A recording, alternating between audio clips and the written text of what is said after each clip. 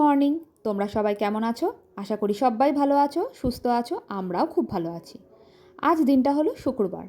গুনগুন আজ সকাল সকাল বাড়ি চলে গেছে। 6:45 ওর বাস। ও 6:30টার মধ্যে ঘর থেকে বেরিয়ে গেছে। ও বাগুইহাটি থেকেই বাস ধরবে। আজকাল আর ওকে দিতে যেতে হয় না বাগুইহাটিতে। ও এখন নিজে নিজেই যাতায়াত করতে পারে। তাই সব বাসি কাজকর্ম সেরে আবার একটুখানি গিয়ে শুয়েছিলাম। একটু লেট করেই উঠলাম। আজ তেমন কিছু রান্না নেই। এই যে আজকে করব তরকাটা করে রাখবো রাতের জন্য। তা দেখো কি নিয়ে নিয়েছি হলো পেঁয়াজ, কিছুটা কাঁচা লঙ্কা কাটা, আর এদিকে নিয়েছি একটুখানি আদা স্ক্যাপারে কুড়িয়ে, টমেটো আর রসুন।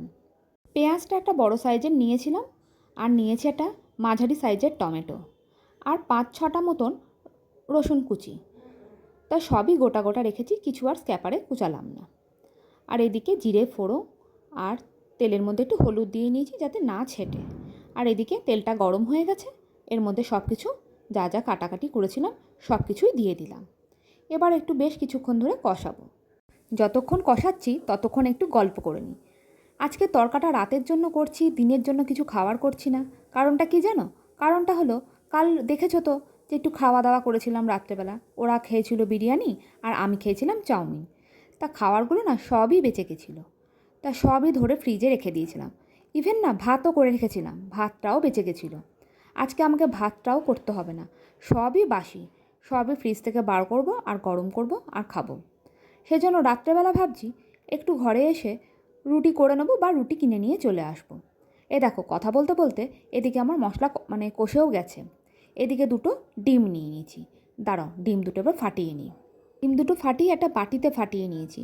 তা নাহলে যদি নষ্ট ডিম বেরায়, সেজন্য রিস্ক নিই না। কুসুম দুটোর কালার দেখলে, একটা সাদা একটা হলুদ, তাই না? কেমন? তা যাই হোক, চলো এগুলোকে আবার ভাজা ভাজা করে নিই।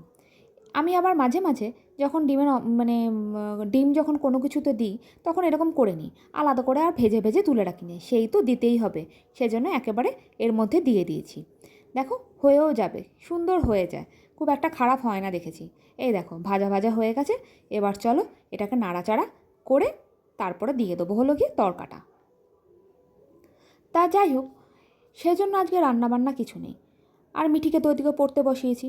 তা মিঠি ওদিকে পড়ছে, একবার করে যাচ্ছি আর একবার করে আসছি ওকে পড়াতে পড়াতে। সাথে আবার ঘরে টুকটাক কাজও করছি। এই দেখো এর মধ্যে তরকাটা দিয়েও দিয়েছি। এবার তরকাটা দিয়ে বেশ কিছুক্ষণ ফোটাবো, তাহলে গন্ধটা চলে যাবে, তরকার যে কাঁচা গন্ধটা। আর এইদিকে এটাকে ফোটানোর জন্য এবার দিয়ে দিলাম। মিঠিকে বলছি তুই পড়, কিন্তু না, ওর পাশে বসে থাকতে হবে। বলো তো, ক্লাস 5-এ উঠে গেছিস, নিজে নিজে পড়তে পারিস না? তা নিজে নিজে পড়বে না, একটু সরে এলেই ব্যাস বারবার করে ডাকাডাকি করবে। এই দেখো ফুটে উঠেছে।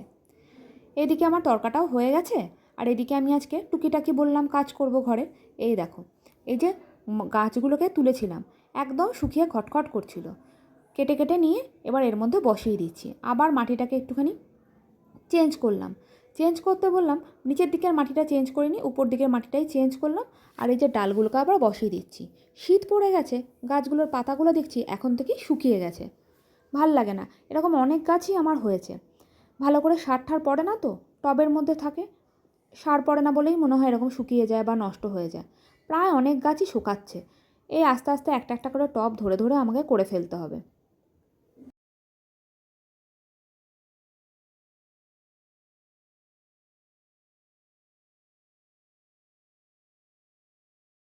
এই দেখো আমার গাছগুলো লাগানো হয়ে গেছে।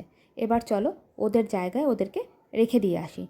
ঠাকুর করে হয়ে গেলেই ভালো, বেঁচে গেলেই। খুব চিন্তা হয়, যতক্ষণ না হচ্ছে, যতক্ষণ না একটু ডালপালা ছাড়ছে, ততক্ষণ আবার টেনশন হয়, গাছটা বাঁচবে তো এইসব আবার চিন্তা হয়।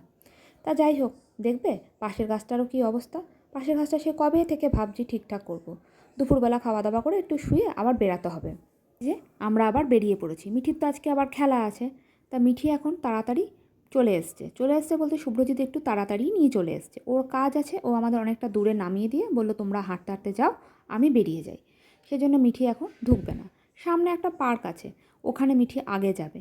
নিয়ে সেই জন্যই আমাকে এখন জেদ করছে, দেখো কেউ আসেনি, তুমি আমাকে আগে নিয়ে আসছো, আমাকে এখন পার্কে নিয়ে চলো। সেই এখন জেদ রাখতে আমাকে এখন যেতে হবে পার্কে। এই দেখো সেই পার্কটা। এখন ও দোলনা খাবে, স্লিপ খাবে। বলো তো কার ভাল লাগে? আর দেখো দূরে কিন্তু বাচ্চারা কয়েকটা চলে এসছে। এই দেখো এই দেখেছো চলে এসছে, কিন্তু মিসরা কেউ আসেনি, কিন্তু ও ঢোকার জন্য পাগল হয়ে উঠেছে যে না আমি আগে ঢুকবো না, আমি আগে পার্কে যাব। তা চলো একটু ওকে দোলনা টোলনা খাইনি, তারপরে তোমাদের সাথে আবার দেখা হচ্ছে। মিঠিকে সন্ধেবেলা পড়তে বসিয়েছি বলতো খেলে এসছে, খেলে আসার পর রেস্ট নিতে নিতেই সময় চলে গেছে। এবার এখন পড়তে বসছে, খুব পড়ছে, দেখো এত পড়ছে খাট ভেঙে যাবে মনে হচ্ছে, খাট থেকে পড়ে যাচ্ছে, আলমারি থেকে, ছাদ থেকে, সব জায়গা থেকে পড়ে যাচ্ছে, মানে এত দোলাদুলি করছে দুলতে দুলতে না মাটিতে পড়ে যায়। তা যাই হোক, আজকের জন্য ভিডিওটা এখানেই শেষ করলাম। তোমাদের যদি ভালো লেগে থাকে একটা like, comment, share and subscribe করতে একদমই ভুলো না। তা মেয়েকে এখন আমি পড়াই। তা আজকের জন্য এত তাড়াতাড়ি পড়া হয়ে গেল, ওই দেখো পাশ থেকে আবার বলছে পড়াও হয়ে গেছে। যাই হোক, তা এখানেই শেষ করছি। তোমাদের যদি ভালো লেগে থাকে একটা কমেন্ট করে অবশ্যই জানিও। আর সবাই ভালো থেকো, সুস্থ থেকো, সাবধানে থেকো, আর সকলকে ভালো রেখো। এখনকার জন্য টাটা, গুড নাইট, টাটা কর।